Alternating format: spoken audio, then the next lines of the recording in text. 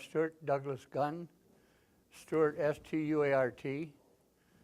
Gunn, G-U-N-N. So in your name tag, it's a gym gun. That's right. Tell me the story why you have a gym there.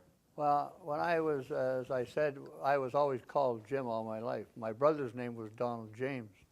So when I joined the Army, I took his birth certificate because I was too young and joined under his name. Oh, you cheated. So it wasn't a real problem for me to be Donald James. So, but it was changed at the end of the war. How old were you when you joined the Army? 17. 17, and it's still too young here? It was too young, but he was a year older than me, so I was actually there as 18 years old. So you took your brother's birth certificate. Yeah, and joined under his name. 6 months later, he joined the Canadian Navy under his own name. So double? No, eh? Two same names in Navy and Army. It was never picked up. Okay, we can pick it up now. No. Well, no, it's been changed at the end of the war. I had to take an affidavit. One of my uncles blew the whistle on me. Okay. So. See, this is why we're digging out, okay? Yeah. The secret, little secrets coming out. What is your birthday? The 9th of September, 1934. 9th September? 1934. 34. You are young. 81. Yeah. Where were you born? Toronto, Ontario. Toronto. How was Toronto at the time that you were growing up? How was it? It's now one of the biggest cities in Canada. Yes. How was it? It was good. You know, I don't, actually I was born in Toronto. At the end of the war, I moved to Acton, Ontario, just north of Toronto, northwest of Toronto, to my grandfather's. And tell me about your family, your parents and your siblings when you were growing up. I have had two brothers and one sister.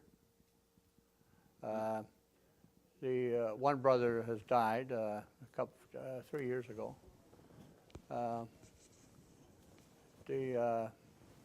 My parents separated at the end of the Second World War, so they kind of kicked me out. Must have been hard for you. No, I actually enjoyed it. You did? Yeah. Wow. I always liked moving around. Of all my family, I'm the only one that ever really left Toronto. Everybody else is still there. Oh. So what were you doing when the Korean War broke out? I was. I don't think I was working at that time. I first tried to join the Army when I was 15. That didn't work, of course. Then I went back when I turned 17, but with my brother's birth certificate. So there was no problem. Then I went in. That was in 1951. 1951. Yeah. Month, you remember you joined? September of 51. You know, I can't tell you there was any great thing. You know, there was a war going on there. I joined the Army. I wanted to go. That's all. It's not, you know, it wasn't so much. I didn't have any grandiose ideas about Korea because I knew nothing about Korea. You know, I knew there was a war there, as I said, and that was interesting to me. You know, it was kind of an adventure. You know that. Adventure. My father had been in the service. My grandfather had been in the service. So that's what I wanted. So what to is do. Korea to you now? Oh, that's a much different thing today. That's for sure. I think they're fantastic people. Economically, they're very, very bright. They build some of the best stuff in the world today, I think. I went back to Korea. And, when? Yeah, I went in 1955. The government, our government, looked after all that. At that time, we flew over there in a military plane and. Canadian government? Yeah, Canadian government. Yeah, and three people were selected from each of the infantry units, and I lucked out. Two guys I went with I've known for a long time. They were good friends, so made it really easy, you know. So when you saw Korea in 1995, and the Korea you saw in 1952 or so, what is it? Well, one was completely demolished. The other was a beautiful growing city. You know, really something. Very impressive. That's it? Yeah, the first day we were there, the hotel we were at, I don't remember the name of it. I got up early in the morning. I went for a walk, and I walked down this side street and around the corner. Maybe I walked, I don't know, maybe a couple of kilometers. And on the way back, I came this building. It was the Bank of Korea, and it was just down the street from this hotel. I can't remember the name of the hotel. Joseon Hotel or Hey? Lotte Hotel. Yes, that's what it was. Mhm. And I went in. It was open. I went in, and they had a tour there. So I walked around, and I found it very interesting. And I seen that Korea at the end of the war had borrowed quite a bit of money from the bank of from the what is it? The IMP, the International Banking, and it was notice on the thing that they paid this back, I think 14 or 15 years before it was due, which was quite impressive, you know, because a lot of the countries there didn't, you know, had a pretty tough time. But I was very surprised. Were you in Seoul during the war? I'm sorry? Were you in the Seoul area? I was stationed north of Seoul. I went so through. you saw Seoul in 1950. Oh yeah, yeah. Oh yes, I've seen Seoul. Yeah, So yeah. you have a clear sort of picture of contrast. Just buildings laying all over the place. It was demolished. There were very few standing buildings there. You know, it was a war zone, like you see today. You know, and some of these other countries that are going through that with ISIS and all that. That's why we are doing this. We want to preserve your memory. And Yeah. you are the one who has a very clear picture of Korea 1950 and 1995. Yeah, right? that's right. Yeah, and both. you following up with what's happening in Oh, Korea. I think it's wonderful what they're doing today. Yeah. So Yeah. you are the one who has that clear picture. Yeah. We want to preserve that memory Yeah. for our future generation. So when did you leave for Korea? I went to Korea in, well, our unit, I was with the Royal Canadian Regiment. What is the unit of your The Royal Canadian Regiment. RCR? Yeah. What RCR. battalion? Second? I was with I was with all of them at one time, but I was with the 1st Battalion in Korea when I went in 1952, and I finished my tour with the North Korean, Yeah. but I spent time with the 3rd Battalion. Okay. Not very long, but So you remember when you leave for Korea? From where? I left from Toronto. Toronto. Yeah, to- well, I went on leave, and we were on our way back to the camp to Petawawa, and we left from there by train to Vancouver, Vancouver. and we flew from Vancouver. Oh. So it's a different route. That, But, and it was the morale was good amongst the guys. You know, they were it was very good. I thought that was one of the most important parts of it. Really, was Did our you- own morale. Did you have a faith? Eh? Are you a believer? I believe that I would get out of there eventually, but I mean, if you you're were talking about Christian, something else, no, I'm not. So you were atheist. No, I'm not an atheist. I'm not an atheist. I'm not I guess I could say I'm not a church-going. Okay, but did you believe in God? I think I do, yes. Oh, so Yeah. did you pray? I don't remember praying too much. Tell me about the day that you were released. When did you get to know that you're going to be released, and how? And tell me how you feel. It happened. The Chinese were always saying, you know, that soon we would be going to Pummeling, Really? Quezon, and soon you go home. Soon you go home, and you know, so that felt pretty good. And but 2 or 3 times that we were supposed to be going home and nothing happened. And then the jets come over and strafe the camp. So we knew it wasn't over. And that was our best way that we knew that the war was still going on. Then there was a period there of 10 or I don't know how many days that, again, there was nothing. And one morning we got up and the trucks were all lined up on the road. So they went down and loaded us on the trucks and took us down to Panmunjom. Yeah, Panmunjom. How long did it take to get to the Panmunjom? I don't recall. I don't Day, remember. 2? I don't remember. It was seemed like quite a while. It was like I like at the time going down. I remember Ernie always saying to me, "Well, we're taking us to another camp, or going somewhere, worse than this one." He always worried about that. But What were you thinking on the way to we're- Panmunjom? well, you got to kind of half believe him, because you never knew really what they were doing. They made a decision and away they went. Did your family that you were captured? Yes, my father did. How? I was listed as missing in action for, I guess, a couple of months. There was a release of a group of prisoners that were pretty badly mangled up, and they had given out names of that they had seen along the way, and I think my name was given to somebody, and so they sent my father a telegram saying that I had been. It was discovered that I was a prisoner. But your name was your brother's. Yeah, but he knew that. That wasn't a problem. Okay. Joe, can I ask a question? Sure. The Chinese, did they distinguish between the Canadians and the Americans in the camp? Did they know you guys were specifically Canadians, or they Oh, think yeah.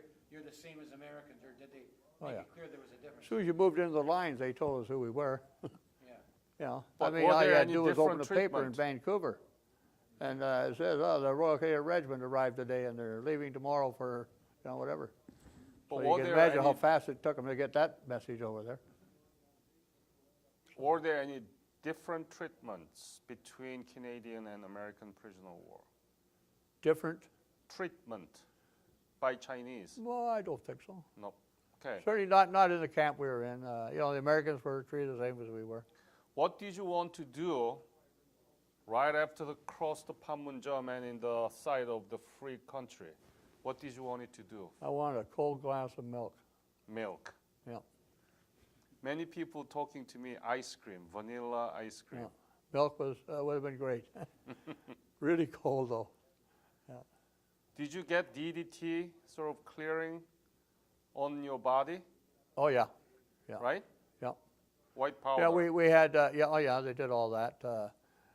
When we got back to Vancouver, I was in the military hospital in Vancouver for 4 or 5 days, I guess. And they cleared me and sent us on our way. So what did you eat? What is the first thing that you eat actually at Panmunjom? After being released? Yeah, right after the crossing the... Well, we couldn't eat much because, it was all, like I weighed, I think, about 129 pounds or something like that. You were pretty hard to, your stomach shrank, you couldn't eat very much, really. A little bit, and you were filled. And I don't remember what the first food was. This very difficult time that you went through, and how do you explain these things? Why did it happen to you? And Well, because I joined. I mean, I can't blame anybody else. I wanted to go, and that was it. Like many guys, many, there were a lot of young fellows. no regret? Eh? No regret? Oh, no, I don't have regrets today. It doesn't do nothing for me. Regarding it, I don't know. I don't know the people that I was up against. My duty was the same as his duty. Either I shoot him or he shoots me. That's just that's what war is. So Would you be willing to shake hands with the Chinese if I can arrange a meeting with the Chinese soldier that controlled the camp? That wouldn't bother me. Wouldn't bother. No. Wow. I don't have any hate against the Chinese. You don't? You know, ever since I was a kid, I always wanted to go to China. I don't know why, but I always did. I got pretty close to it. Well, not that close, I guess, but that wasn't the way I wanted to go. But So you had your dream come true? well, no, it didn't come true. I didn't get there. No, meet with the Chinese Eh? in North Korea. Well, I went to. I was when I went. The time I went on the deal, they kind of a strange thing. I never just thought about it. We went to Pummeling. That was part of the tour, and it's run by the Americans now, and they knew that I had been a prisoner of war, so they had made arrangements for me to go on the bridge, which they called the Bridge Point of No Return. Yes. Yeah. So what they wanted me to do was to walk halfway across the bridge, and I was with an American. I don't know what rank he was. He was a full colonel, I believe, and there was a Canadian Van Du who was a colonel who was also there, and they had two rock soldiers, and we started walking across the bridge, and these two soldiers started sort of slowed down, you know, and the colonel said, "What the hell's going on?" You know, and the Korean soldier said to him, "Well, sir," he said, "I think they're kind of scared," because it had happened before where they had been on the bridge, and if they're a little too far that side, they grabbed them. You know, Oh, yeah. even happened in Pummeling there. Yeah. Yeah, so they were just really scared. You know? Oh, yeah. Yeah. That must have been a very special arrangement because It was, yeah. 1976, two American officers were axed out Yeah, to death. that I was It's a told about popular that. tree accident. Yeah, And it's a dangerous area. yeah. What did you feel when you crossed that bridge again? Well, I was talking with the. I was talking with the one officer, and I didn't really pay that much attention, to be honest with you. You are two simple men. No remorse or any thinking when you crossed that bridge again that you crossed? It didn't do a lot for me, if that's what you mean. It didn't. Yeah, it brought back some memories, but. What memory? Well, I remember when we landed there. I remembered what I remember most was they had a quota. They were releasing something like 350 or 400 British soldiers, maybe 600 Americans. You know, the British. No, it was the Commonwealth. They called it the Commonwealth that they were releasing, Yeah. and it was made up of Australians, Canadians, Yeah. and that. You know, and I remember New that. Zealand. And I remember going across the bridge. I remember Ernie saying to me, if they come here, he says, "I'm taking off." So that was I remembered that. Yeah. But I didn't remember anything else really. Is there any impact of your experience as a prisoner of war upon your life after you returned from Korea? What kind of impact? What kind of man did you become after that? Is there any impact? Well, yeah, I think you know, I'm a little bit more. I think I'm a little brighter than I was then. I left I only stayed in the Army for 9 years, and I left in 1960. But you know, it's always there. You know, that never leaves me. I have many times that I think about it. I have many times I think about when I was a prisoner. But I mean, I don't. You know, it's in my memory. You know, I've talked a few times about it to a group, a couple of Legion branches. You know, but that's about it.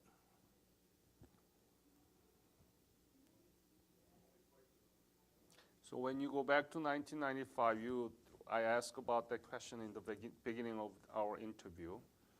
Now it's time to wrap up, but I want you to say about all these things in a kind of perspective. You knew nothing about Korea. You had to go there. You actually volunteered, even cheating your age. You become the prisoner of war. You went through those several months of very difficult time. Now you are looking back all those years. What would you say about your experience as a closing statement? Well, I don't think it's anything. I wouldn't say it was something I would hurry into again. That's for sure. At that time, I was pretty young, and everything was a bit of an adventure. I really liked moving around. As I said, I'm the only one ever left my family in Toronto, and I've lived all over the place. But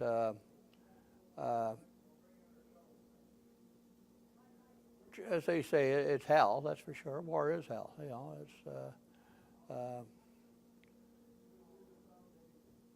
It always stays in your mind. It'll always be there. Something comes up and it reminds you of that, or What would you say to Korean people? Oh, I think Korean people are fantastic. I'm not saying that because you're Korean, but but that's the truth. I think they are. I can't. I think what these people do for those soldiers that serve there is unbelievable. You go back to the Second World War. Holland sends us tulips every year. And that's a big thing. I don't think there's any comparison to what the Korean people do. I mean, my grandson has even gone to Korea on one of the peace Corps. Yeah, on the peace calls. And, Peace camp. I'm sorry. Peace camp. I mean, yeah. Yep. Thought it was fantastic. And it's just everything that the things they treat us very, very well here. Their embassy staff is excellent. Good people, really. Jim, thank you very much for your My fight. pleasure. And on behalf of Korean nation, I want you to know that we never forget about what happened to many Korean War veterans, especially for the prisoner of war. It's horrible stories. I have more than 40 interviews of American POWs. Oh, yeah. At the end, everybody just crying. Everybody just crying. I couldn't stop and because it's just beyond our imagination. And you went through, but because of your sacrifice, Korea is now stronger ever in our whole history. Yeah. So Korean War actually transformed our country. That's right. Yeah. So these all good things came out of this. Yeah. Yeah. I would agree. Yeah, I think it's a great country today. They've done a hell of a job. Thank you, Jim. Thank you, my friend. Great. From Ottawa here, who was a pretty gung-ho guy. At least he seemed to be gung-ho. Mm-hmm. And he had told his guys that he was going home with a medal. And that's kind of dangerous, Yeah. Dangerous to be with a guy like that. Right. But anyways, what happened, they got down to the bottom of the hill. He never even got into the valley. And he started yelling, come in through me, to the guys from the other patrol. And he was standing up. And Chinaman threw a grenade and hit him right in the head with it. Oh. He died right away. I guess he missed never stand when you can sit, or sit when you can lay down. Yeah. Smallest target. But he was killed, and again, the corporal there was the one who got them back together, and but they didn't get back up on the hill at that time. Then the attack had started, and the two forward platoons of Charlie Company, like 7 Platoon and 8 Platoon, were, I would say, they were at least 30-35% under strength. But the Chinese was a battalion that attacked, and most of that attack came against 7 Platoon and 8 Platoon. Now, where I went down to the trench on the right, I mean, it was like the 401 beside it. This is where the Chinese came in, and they were just running up and down the trenches, throwing in concussion grenades.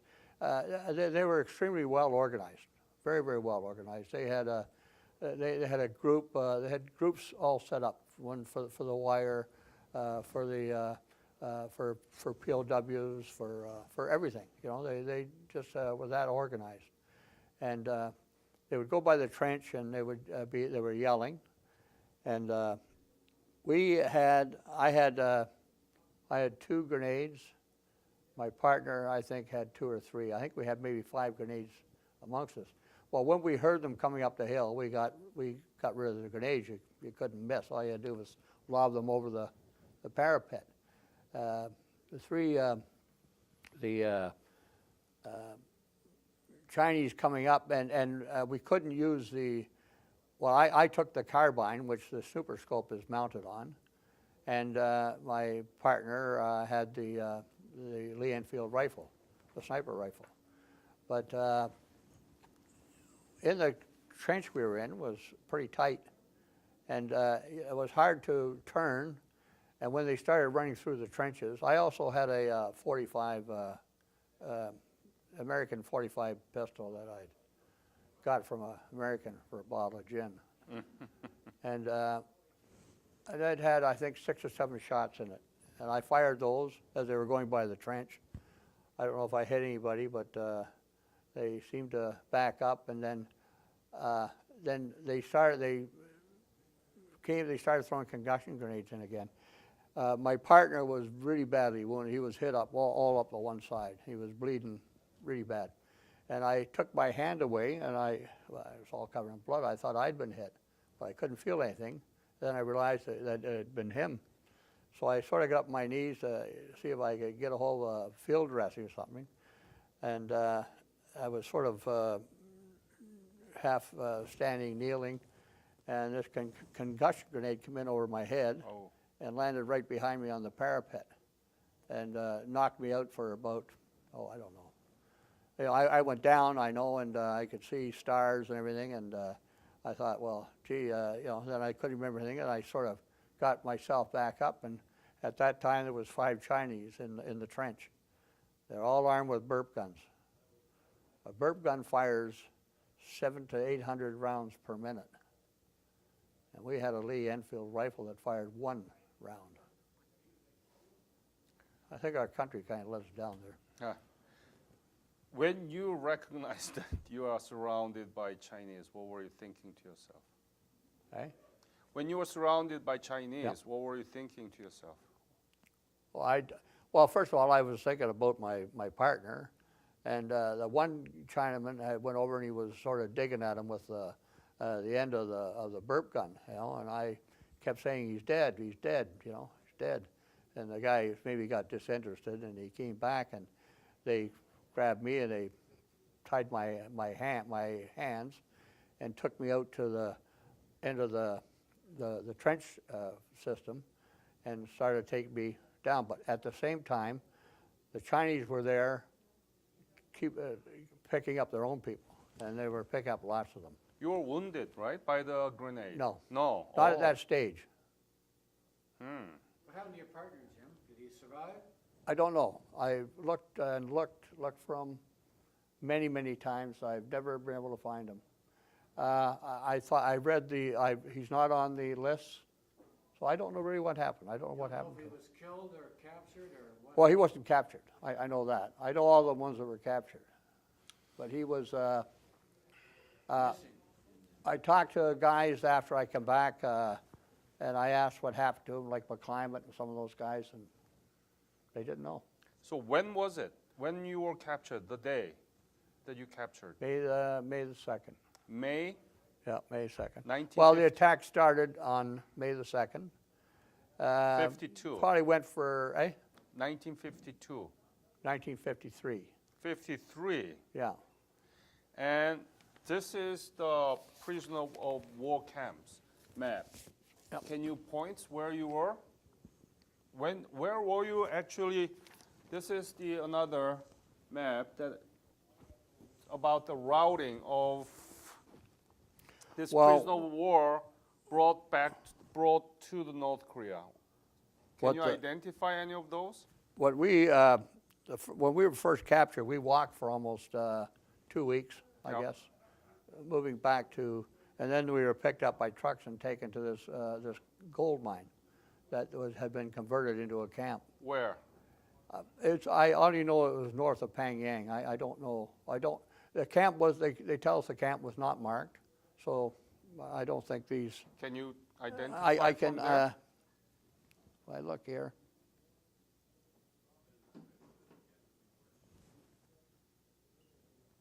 I'm afraid my eyes aren't that good. Yeah. Can you show that map to the camera? These were the march routes, though. That's the route that the prisoner of war had to walk Yeah, toward this is the north. first part of the war. Yeah, That's yeah. right. But look Most of at, the camps then were up on the Yalu. yes. Yeah. But you are not around the yellow. No. I know you are around north of Pyongyang in the gold mine, Yeah, that's right. so you cannot identify. Well, let me look here.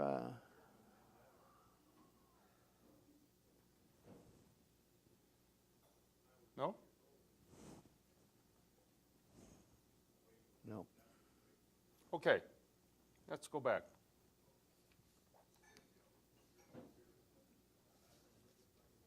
So how do they treat you? Not Chinese, right? You were Well, it captured by depended a lot Chinese. on the peace talks. The peace talks were going good, you know, they weren't so bad. The peace talks were going bad. It wasn't too nice. Our biggest problem was our planes. You know, they would go up to the Yalu on bombing runs, strafing, and whatever ammunition they had on the way back, they were to look for targets of opportunity. How long did it take to get to that camp from the place where you were captured? Well, we walked for 2 weeks, so I 2 weeks. I couldn't really tell you how long it.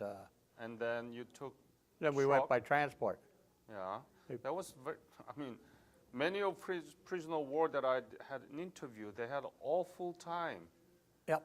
Were you able to keep your shoes, Yep. boots? Yeah, you have to remember, you know, I was only there for 4.5, No, when you march into the north. close to 5 months, you know. Some of these guys who they had for 3 years really No, suffered. what I'm saying is when you marched toward the north, Yep. were you able to keep your booth? Yep, Okay. Yes. Because many, they took off those. I know.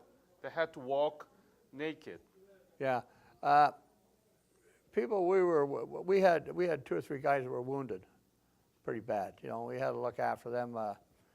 You know, that was just, there was nothing else you could do. You know, they would get pretty slow. You'd have to almost carry them lots of the time. So, Jim, were your prisoners all Canadian, or were they a mixed bag of prisoners?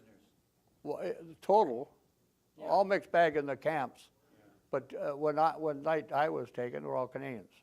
We're all from Charlie Company. There was 7 total. 7. Yeah. How many meals per day during the march to the camp? Oh, gee, I don't remember. I think they maybe fed us a couple of times. I don't really recall. It wasn't much of a meal. It was like grass that they heated up. You know, wasn't. You never ever got. I don't ever recall ever having meat or anything like that. In the camps, they fed us rice. You know, mundo they called it. So it must not been that cold because it was March. I was taken in May and released in August, the end of August, I guess. Yeah. So let us talk about the life at the camp. How do they treat you? Where did you sleep? What did you do?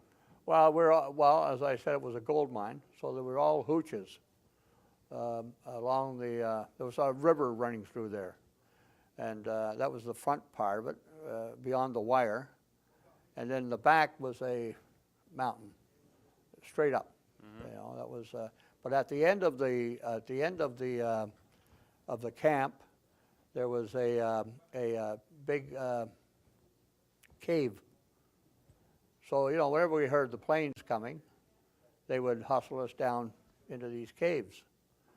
And then they came back and said, after a couple of times, because we got the planes there quite a bit, and they came back, one day, and they had these papers they wanted us to sign. They were addressed to the President of the United States, Britain, to the United Nations, to all the key people that our planes were trying to kill us. This is what they, Well, at that time in the camp, when that came out, there was 7 guys from the Marine Corps were in the first hooch, and we were in the next hooch, and there was 6 of us there. 7th guy was the officer. He was kept separate. So there wasn't a lot of people at that camp at that time. There was 7 and we were 6, I think, something like that. And they wanted us to sign these, but we wouldn't sign them. So the next time the planes came, we didn't go to the cave. They closed the door, the fence. And we had one guy who had been wounded, American, who had been wounded pretty bad. And these planes were firing 50 cal shells. And he got hit right in the leg there, took his leg off, and he eventually died. But but when we were finally released, there was over 450 people in that camp. How many were there when you entered? 7 guys before us from the Marine Corps, and then us 6 guys. That was it. Then they just started coming in. How did they treat you? Meals, and where did you sleep, and these things? Well, we slept in these hooches. How many? About 5, 6 in each one. How big was it? Oh. You take that corner over there, I guess, and sort of square it off. That's about the size. Mm-hmm. So it wasn't too bad? No, it wasn't that bad. Because the prison camp around the Yalu River, about 15 people slept like a sardine because there is no space to put their bags. Yeah. And there was no heating at all, and it's so damn cold. People die of course, being frozen. Yeah. But when we were first there, that's the way it was. But as I said, when we were finally repatriated, there was 430 there. So. Were there any fleas? Hey? Flea. Oh, flea. Well, everybody had everybody had dysentery. There was all kinds of, I don't know if they were fleas. I didn't really ask them. They were bugs, all kinds of bugs. According to this, the fleas all over. The daily work, they have to kill this flea with their fingernails. Jesus. So how many meals a day? I think we got 2. 2? Yeah. What kind? Rice or? Rice, yeah, definitely rice. We called it mundo. It was like a ball. And this soupy stuff, which I say was grass, I think it was. But I think maybe there was one time that it was some kind of a holiday, that they got a piece of pork in the. Yeah, pork, right? Thing, yeah. Were there any activities like sports or playing music or? No. Nothing? No. Twice I can remember they took us down to the river to swim. Now the water was pure white. I don't know whether that's from the gold mines or what, I don't know. But I remember it because the one, we had names for all the guards. And this one guy who used to take us down there, everybody called him Glorious. Glorious, because he said everything was glorious. That's what he always talked. And the day that he took us down to the river, guys went in the river, and they wanted us out of the river to go back to the camp. And he couldn't remember what to say, so he says, land. He'd tell everybody, land, And everybody laughed at him. And, but one tough time we had, there was a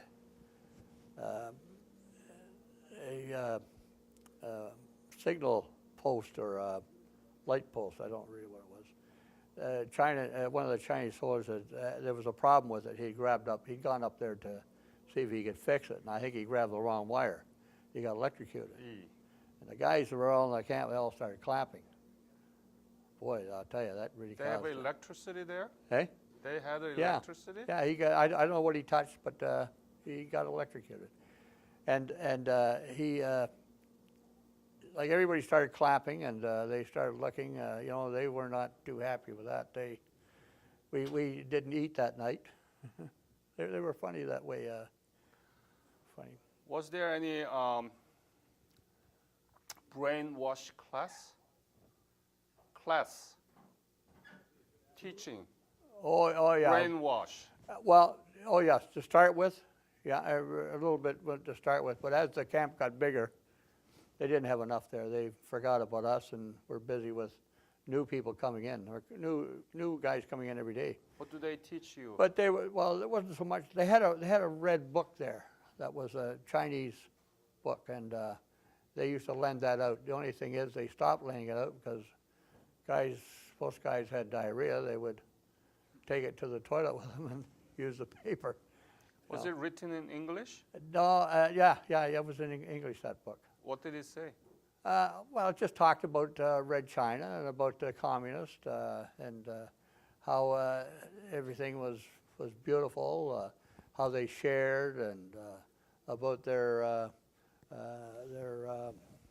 what do they call them, the groups they have, you know, the collective groups, and that was pretty well it.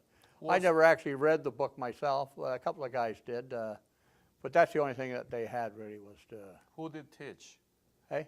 Who did teach that class? Well, they had two Chinese officers there that were bilingual. One guy was very good. I think he had been trained in the United States, and the other was pretty broken English, but you could understand him, you know. How did you feel about it? Well, we would always tell him crazy stories, and You? yeah, all of us, almost did the same What thing. crazy story? Well, they would ask, okay, where did you come from? You know, what did you do? Well, I didn't do anything. My father was a millionaire. You know, these stories like that. You know, they would look. They'd never seen so many millionaires like that. But all crazy stories. You know. So you give them some story. Yeah. To choose. Yeah, and they would, they would. Were always accusing us of germ warfare, and you know that our planes were doing. That's what they were doing. We had one guy. He's dead now. Captured here. He was a officer pilot, fellow by the name of McDonald. McDonald, the Air Force guy. Don't know. Yeah. He was one of the founding members of the KVA here. Anderson, I'm sorry, it wasn't Doug, it was Anderson. He ended up a group captain after the war, but he was shot down by his own people, by an American plane. So, but they really give him a hard time. He never got released at the end of the Korean War. It was almost a year after he was released from China. So, Wow. yeah, he had quite a time. Were there any punishment?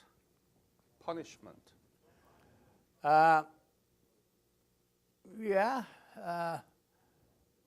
but minor, and not nowhere near what it was like up in the Yalu. You know, they had some real tough punishments up there.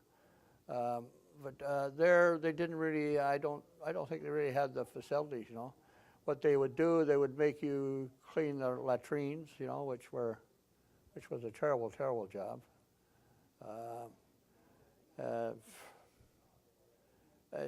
Deny you meals, you know.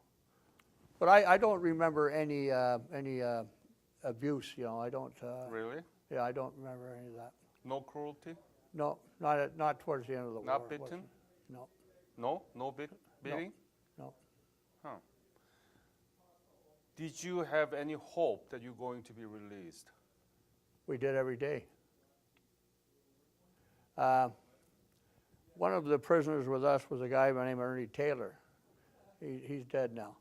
And the Americans all had a saying. They would say, you know, trim the tree in 53, meaning they'd be home for Christmas. Ernie would tell them, see the Golden Gate in 58. They weren't very happy about him. They called him Scoop Taylor, but he was a character. What made you through that? What What made you go through it? Yeah, go through all this. Morale. You know, in other POW camps, many people suicide. They didn't want to leave because, and they've been keep thinking about ice cream or donuts while they were given this very small meals, and they refused to eat this so that they die of hunger. I mean, what made you get through all this? Well, as I said earlier, you have to look at the time here.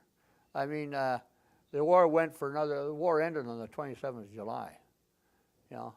So, I mean, everything was based on the peace talks. But you didn't know that. Oh, no, we didn't know. Finish. We didn't know that, no. Right, so of course what not. made you go through? Well, I mean, we felt that we were going to be released. Nothing goes on forever. You know, we figured eventually it's going to be over. Hopefully we'll make it, you know. I don't know what other way you could look at it. Right. Yeah, well, different than what some of the others. Well, our draft was a fair-sized draft, but When was it? When did you leave? in October. No, I'm sorry, before October. It was, it'd be in September, I guess, when we flew there. October was when the RCR got hit on 355. So you left for Korea around October of 1951. That's correct. No, October of, yes, that's correct, yeah. Okay. October Where did you 1950. arrive? Hey? Where did you arrive in Korea? At Busan, Busan? yeah. Not Gimpo? No, we landed, we landed in Japan. Yeah. We were in Japan at the battle school at Haramura for 2 or 3 weeks, I guess, 4 weeks. But while we were there, a bomb went off, a rocket launcher bomb, and 2 guys were killed and about 9 guys were wounded. And I was with them at that time when they were out there. And I was held back for the court of inquiry for what actually happened there, you know. So. But you arrived in Busan by ship, right? No, I flew. Again? No, yeah. We arrived in Japan in Korea by ship, yeah. Yeah. The Isang. And tell me about the Busan that you saw. How was it? People, buildings, scenes? What I remember most was the smell. What is it? The smell. Smell of what? Oh, I don't want to tell you. Human waste, right? Yeah. We call honeypot.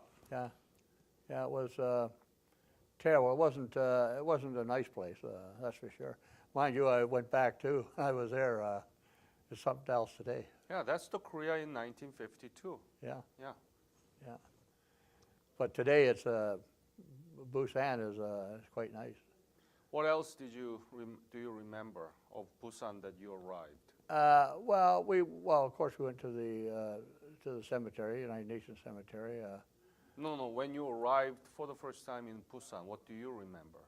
Well, from there we were put on trains, and they lent us 6 rounds of ammunition, and that was it. We went north to Tukjeon. Daejeon? Where? Daejeon. No.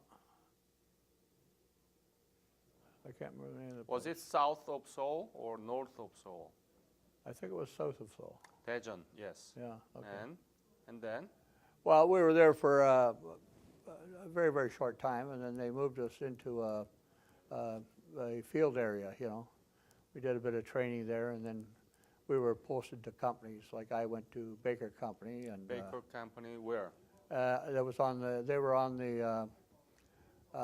They had just come off 355, where the attack was, and they're on the hook then. So.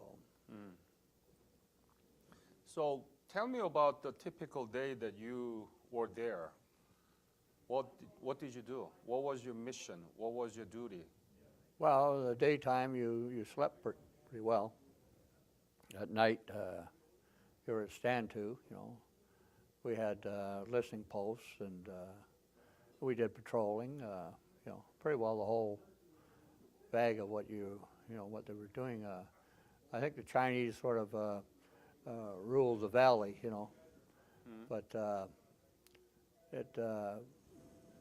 we did a lot of patrolling, lot of and a lot of listening posts. Nights were busy. You were busy at night.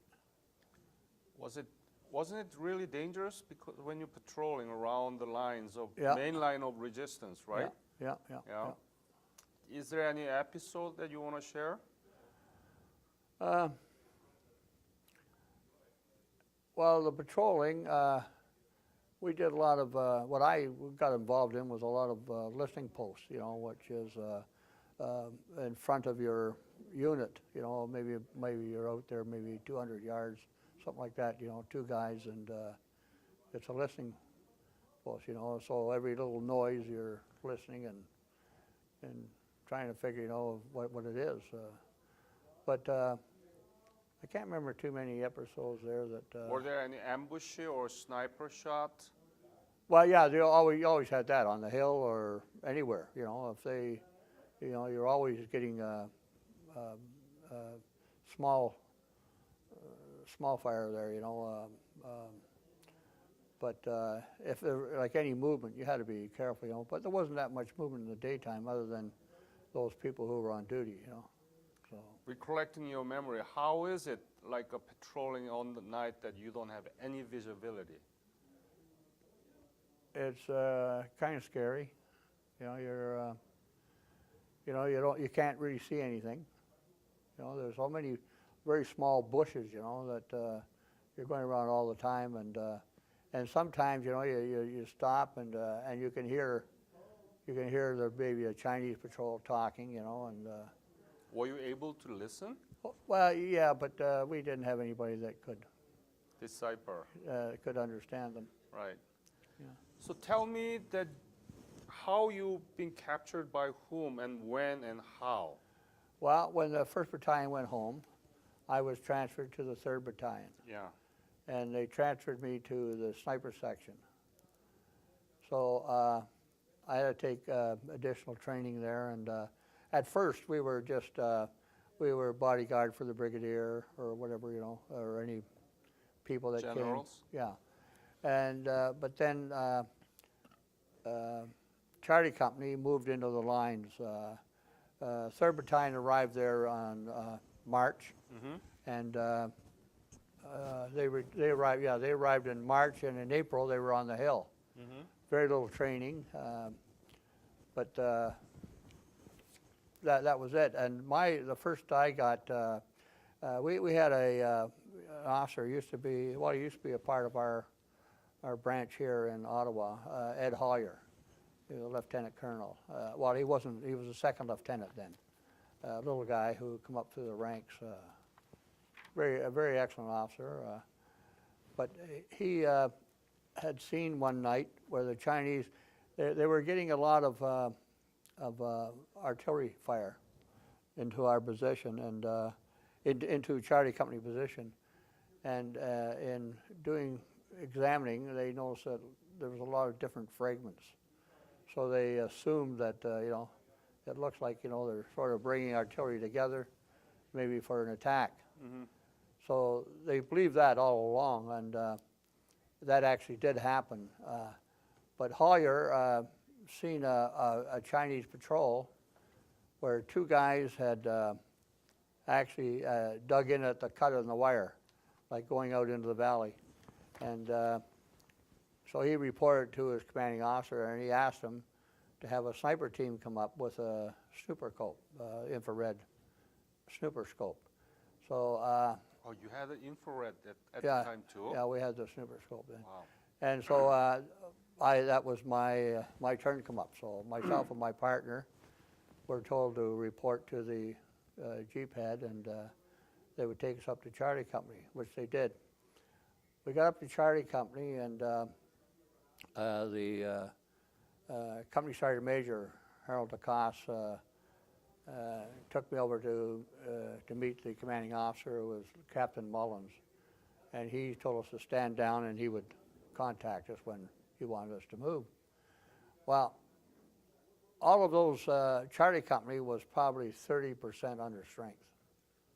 Very, very, very, very few soldiers.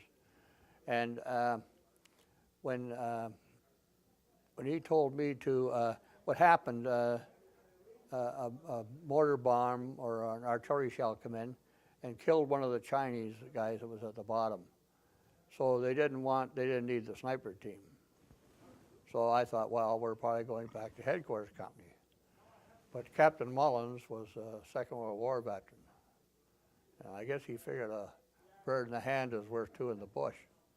He wasn't going to let us go because he was very short people, and he knew that we were trained. We'd been all 1st Battalion and that. So he said, well, sent the Sergeant Major to Cost to get me, and I went over to his bunker. He says, well, he says, we're going to have you and your partner move down to 8th Platoon and report to to Lieutenant Banton. Lieutenant Banton was a young soldier from Ottawa here. So I said, oh, okay, fine. I figured that whatever we were there to do was still going on. So it took us, by that time, lots of artillery was coming in. So it took us about, I'd say close to 3/4 of an hour to go 400 yards down to the 8th Platoon, because shells were coming in. You're on the ground more than you're up. Finally, we got down there, and I seen Banton, and I said to him, well, you know, what's the score? What are we doing? He says, right now, he says, you know, I'm very much under strength. He says, there was a patrol out in the valley, one of our patrols from Able Company, and it had been hit. The officer had been killed, and the corporal brought the patrol, tried to bring the patrol back in. That didn't go off very good, so they had, Banton was set up to be the follow-up patrol. But they had radioed down to stop him, but he got out there before they did. So he took a bunch of people from his own section, from his own platoon, that left him very short. So he asked me if I would go to the right flank and take over a trench there. And I said, okay, fine. So what we had to do, we stripped down the super scope and the sniper rifle, because you know, we sure as hell didn't want to be caught with those, and moved down to that trench. Now Banton was a young officer.